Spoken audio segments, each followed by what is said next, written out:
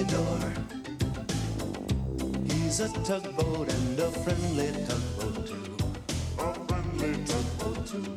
Oh, Theodore likes to do the things that friendly tugboats do.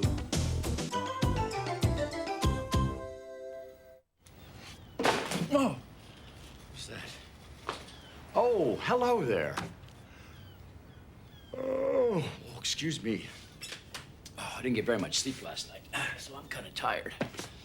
Actually, I didn't get any sleep at all last night. No, I was up all night watching ships. Oh, yes, work goes on here in the big harbor at night, too. Sometimes the tugs have to work all night long. It's called the night shift. Yeah, but at night, the harbor is a different place. A special world with its own sights and sounds. Theodore and Hank, they found out about that the first time they worked the night shift. The tugboats were gathered as usual for their morning meeting. Everyone grew quiet as the dispatcher began to give out the jobs for the day. On this day, however, there was less work than usual. You mean we could have the day off? Asked Fodak. Now, it is a rare day when the tugs aren't needed, but it does happen. No tugs are required at the moment, said the dispatcher. But I will need someone to work all night tonight on the night shift. The dispatcher looked directly at Emily and George. Any volunteers? He said. I'd like to, began George, but I have an appointment to have my oil changed. Emily also had to say no. Tonight, I'm getting a new tow rope. Theodore had never worked the night shift before. That job always seemed to go to the bigger tugs. He had always thought that staying up all night to work the night shift would be fun and exciting. Well, maybe this is my chance, he thought as he floated forward. I'll work the night shift, sir, he said. Thank you, Theodore, said the dispatcher. But I don't think you're strong enough yet to move Owen the oil rig across the harbor. So that's the job for tonight, thought Theodore. It made sense to move the giant oil rig at night when few ships would be crossing the harbor. And Theodore knew the dispatcher was right. He couldn't do it by himself. Hank moved forward. I could help, he said. The dispatcher looked thoughtful for a moment. Will the dispatcher really let us do the job? Wondered the two smallest tugs. Very well, said the dispatcher. Hank and Theodore will work the night shift. Hank and Theodore were so thrilled, they couldn't help but toot their whistles. Let me give you some good advice, said Fodak. Try and get a good afternoon nap. Oh, we will, said Hank and Theodore together. Well, they tried to sleep, but it wasn't easy. As usual, the harbor was very busy and very noisy. Hank, said Theodore, are you awake? I'm awake, replied Hank. Are you awake? I wonder what it's like on the night shift, Hank asked Theodore. Will we be all alone? Will it be too dark to see? I don't know, said Theodore, but I have a question. Well, what's that? Asked Hank. How can anyone sleep during the day? Said Theodore. At that moment, Northumberland's submarine floated slowly by the dock. Hi, Northumberland, called Theodore. Oh, hello there, Theodore. How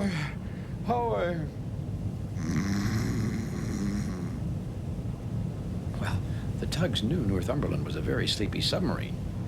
But this time, he had fallen fast asleep right in the middle of a sentence. Northumberland is the sleepiest ship I've ever seen, said Hank.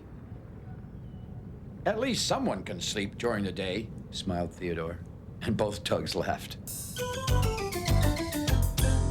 That evening, as the sun set and the light changed from gold to orange to dark blue, the two tugs sailed out to meet Owen the oil rig. They passed Philip and Fillmore, the ferry twins, as they finished their last trip of the day. They met Rebecca, the research vessel, heading home for the night. Theodore and I are working the night shift, called Hank proudly. Watch out for shooting stars, called Rebecca as she settled into her dock. Shooting stars, said Hank. hope they don't land on us. I don't think shooting stars are dangerous, said Theodore, laughing. As the darkness deepened, Theodore and Hank began to notice a change in the harbor. It sure is quiet, said Hank. And dark, added Theodore. Owen should be around here somewhere. Owen, called Hank, but his voice was barely a whisper. There was no reply. How are we ever going to move an oil rig in the dark? Said Theodore. He was beginning to worry. Maybe they weren't ready for the night shift. Hank called a bit louder. Owen! The sound seemed to echo all around the harbor. Now both tugs began to get nervous. Hadn't the dispatcher said they would find Owen here? Suddenly, the lights of the great oil rig snapped on. Hello, boys, called Owen in a cheerful voice. I'm all set. Let's get moving. At least now we won't have any trouble seeing, said Theodore, who was dazzled by Owen's bright lights. The two tugs buttoned their tow ropes onto Owen and slowly began to move the oil rig across the harbor. I think I can see why the dispatcher wanted Owen moved at night, said Theodore as he strained at his tow rope. Of course, said Owen. It's because I take up so much room. You would block the ferry boats, said Hank. And all the other ships, added Theodore. But at night, the harbor's empty. Well, almost empty, said Owen.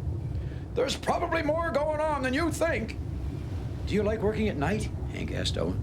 I love it, boomed Owen in a loud voice. It's so peaceful and quiet.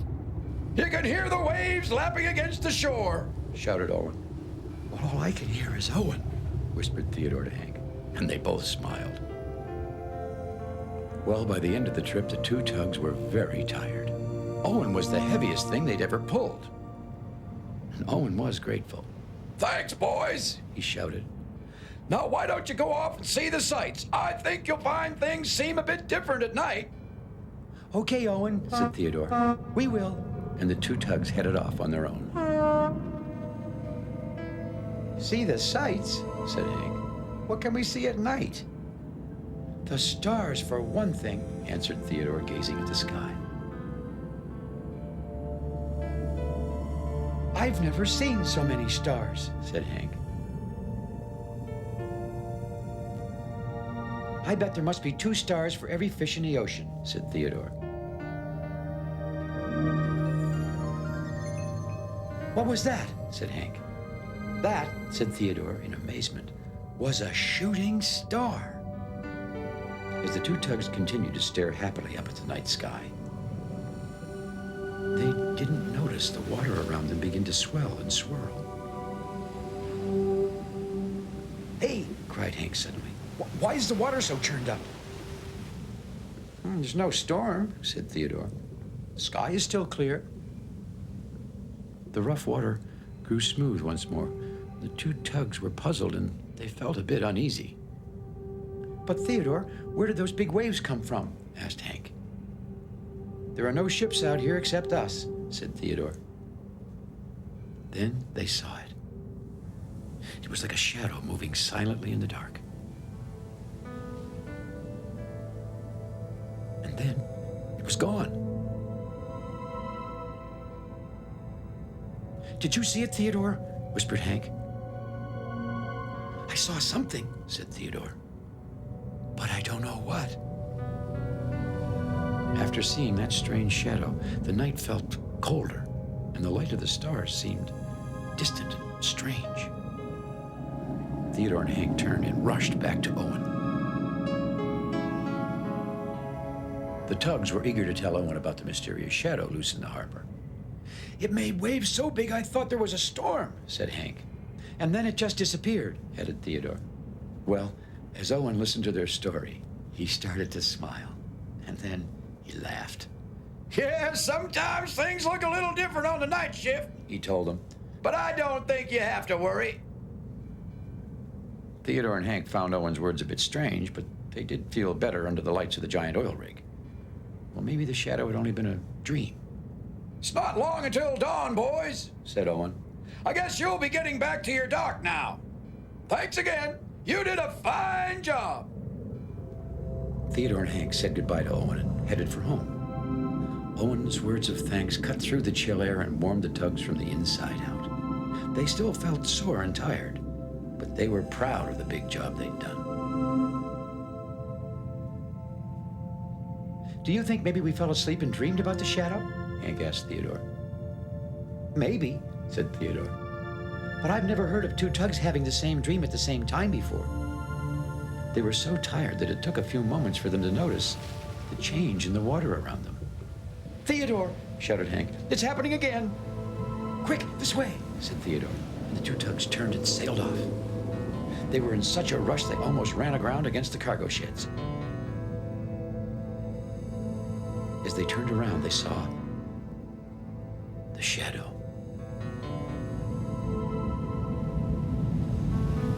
"We're trapped," said Hank. "Hank," said Theodore. "Look." "I can't," said Hank, and he waited for the worst. But nothing happened. Then Hank heard Theodore say, You look different." Hank wondered who Theodore was talking to, so he opened his eyes. And there was Northumberland's submarine. Theodore and Hank stared at the submarine floating in front of them. He did look different. He was wide awake. "Hello, Hank, Theodore," said Northumberland's submarine. "I heard you were working the night shift. Isn't it a beautiful night?" The tugs were so happy to discover their mystery shadow was a friend that they laughed and shouted and raced their engines until several voices called from the shore, "Keep it down! We're trying to sleep!" "But you don't seem so... Theodore struggled for the right word. "Sleepy," said Hank. Northumberland laughed. I know, he said. "But you must remember, I do most of my work in the dark. So, what have you two been up to?" Theodore and Hank proudly told Northumberland about their first night shift. "But we need some sleep now," said Theodore. "Oh, you can't sleep yet," said the submarine. "Oh, no, you'll miss the best part of the night." "What's that?" asked Hank. "I'll show you," said Northumberland. "Follow me." And they all sailed off together to watch the sunrise over the big harbor. "Wow," said Hank as he watched the colors flood the horizon. "It's even better than the sunset. It's wonderful." Northumberland was right. Watching the sunrise was the best part of the night shift. At the great ocean dock the next day, the other tugboats tried to get Theodore and Hank to talk about their night shift adventure. But they got no answers from the two tugs. Theodore and Hank slept all morning. George couldn't understand how anyone can sleep during the day. Theodore and Hank knew the secret. If you want to sleep all day, just tow an oil rig all night. Or keep watch over the big harbor like I just did. Well, thanks for visiting us here in the big harbor. Oh, and we'll see y'all again next time. Good night. So long. Theodore